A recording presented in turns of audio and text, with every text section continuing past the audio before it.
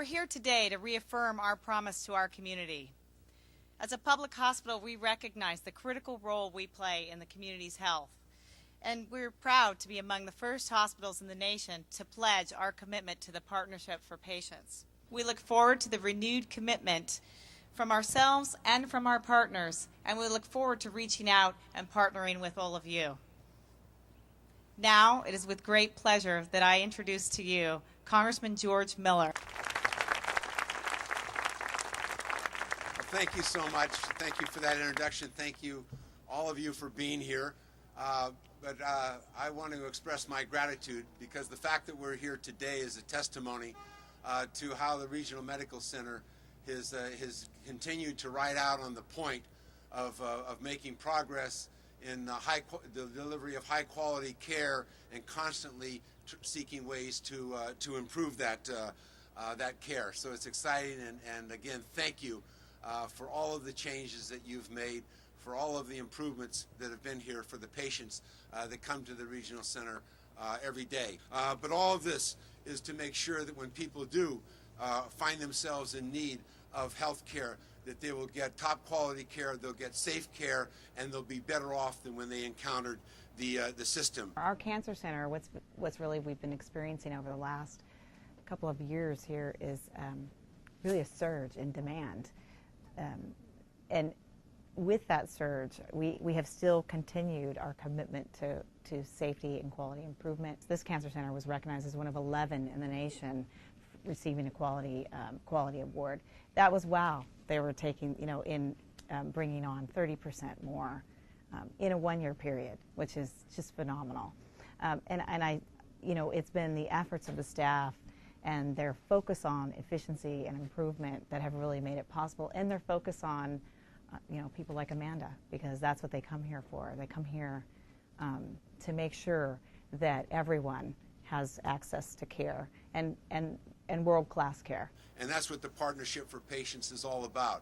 And when this program is described to you in a minute, you'll understand why I'm so very, very proud of our regional center here and all of the personnel that make it go every day of the year around the clock to the benefit of all of the people of Contra Costa County.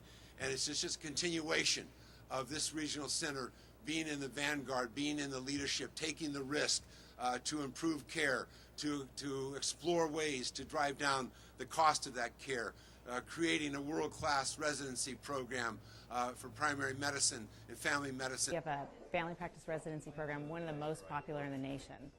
So for our 13 slots that we had this last year, we had over 600 applicants. We have, I believe, the first in the nation federally qualified health plan many, many years ago when we were talking about the first conversations about community medicine, and now to be a leader in that field. We come together to celebrate partnerships. Yes, it was only a month ago that we did celebrate the Affordable Care Act, but it's together that we have efficiently, effectively, and continue to implement the Affordable Care Act. We cannot be successful in the implementation of health care reform without making sure that we're working at the state, regional, local level with the community to make sure your ideas, your thoughts are how we implement this law.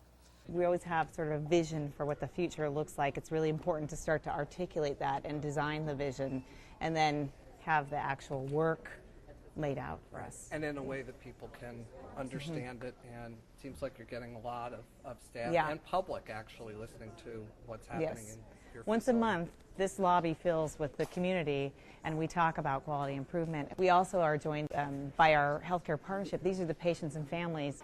The patients and families actually work on the improvement teams and help in design decisions. They now have become an integral part of our change management system. You're beginning to transform the way that health care is delivered. You're saving lives, you're putting patients first, you're increasing the quality of health care, and you're containing costs so that people can afford health care. This is a remarkable community.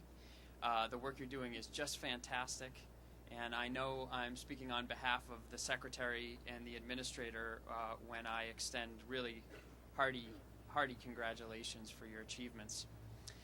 We're here today to celebrate the launch of the Partnership for Patients, which is a national program to improve patient care. We're shifting our focus to increased reliability in the healthcare system, making the system safer, having it provide results of the kind that we see here at Contra Costa that will reduce harm to patients in very, very significant ways. We use visual cues in our safety program, so you'll see a lot of visual cues throughout the unit. This is an example, one example. It's the red slippers. So folks who are considered maybe a high risk for fall, or if they fell, they would be more apt to have an injury, they would be wearing red slippers so staff can know, so everyone can know. Because it's a team effort, it takes everyone to sort of be alert, and that includes their family members. One of the things that science tells us is that if someone's on a ventilator, that the head of the bed should be up by 30 degrees. How do you make that easy? How do you make that happen?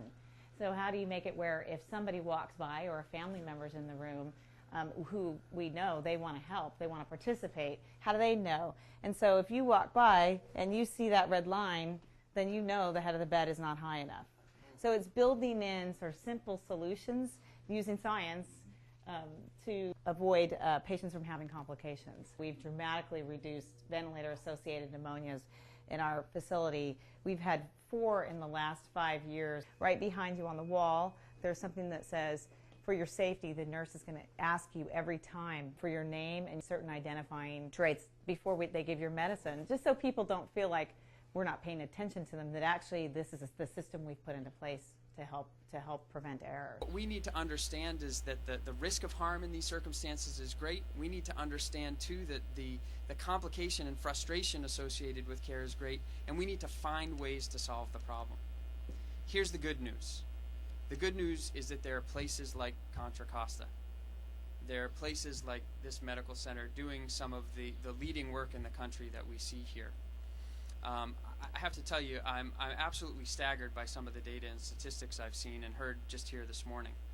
Contra Costa in the last 5 or 6 years has improved medication reconciliation. That process I just described to you, they've improved it from saying that they get it right 47% of the time to 97% of the time in holding. So the right medication list happens all the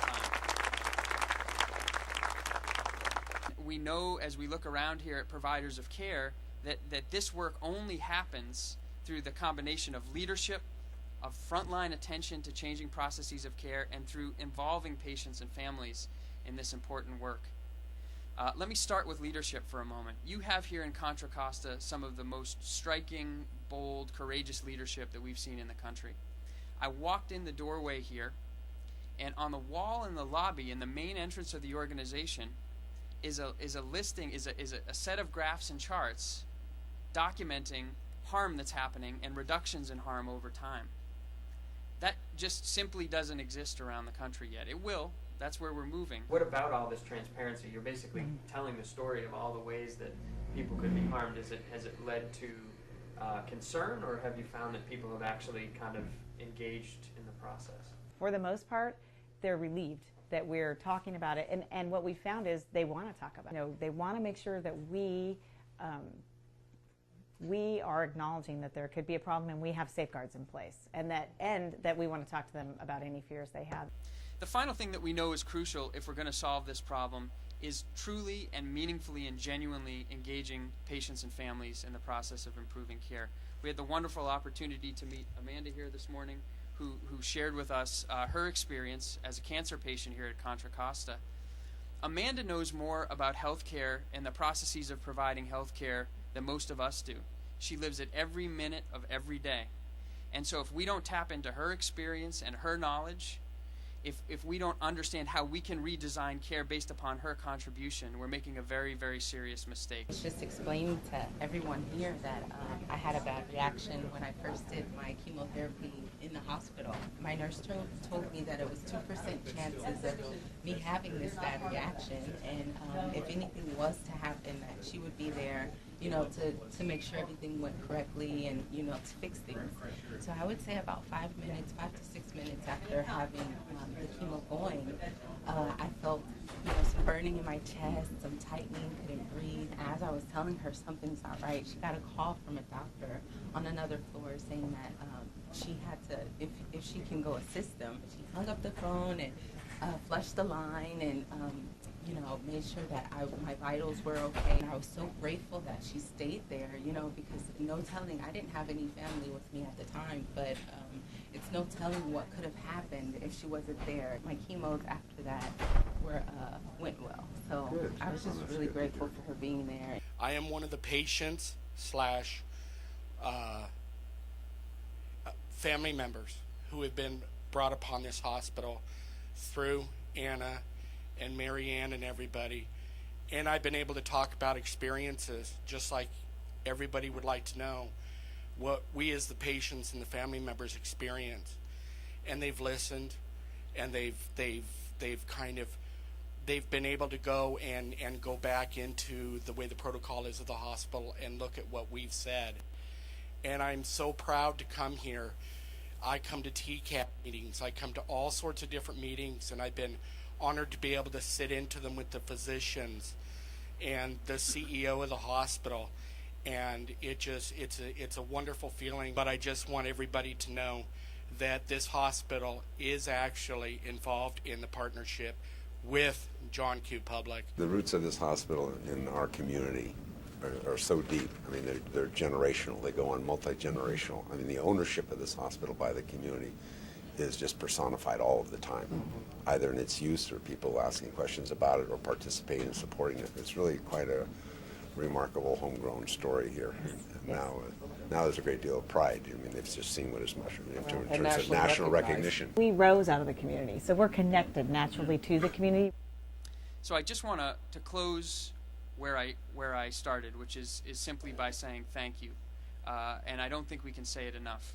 You all ought to feel very, very proud of what's happening here. You should know that the rest of the country is watching, that we're telling your story and celebrating what's happening here.